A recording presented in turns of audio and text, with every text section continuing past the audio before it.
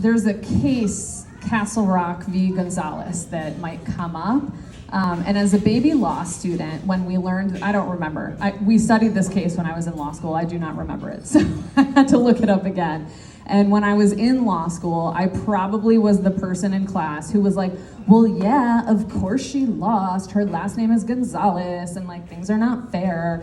And so you can imagine some of my classmates were like a little bit annoyed by me sometimes, for good reason. And I've learned to cool it with that type of thinking and speech. Not because I'm necessarily wrong, but because we want judges to make decisions based on fact and law.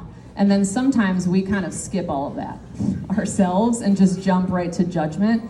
And when you do that, you stop listening, and you also close communication and conversation. You silence the people that you actually really need to persuade. There are, I think it's 335 million Americans.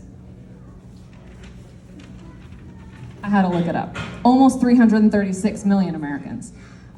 We kind of live on 336 million planets right now. Like we feel our separateness, I think, more than we feel our togetherness. And that's not a bad thing. Like, that's democracy. That's kind of what this is supposed to be. But my hope for our future is in us talking to each other and listening to each other. And as a baby law student, I was doing a whole lot more talking than listening. And I don't think that's how we're gonna make change. My experience in my legal career thus far has been listen, listen, listen, listen, listen, then talk, and actually people might listen to you back.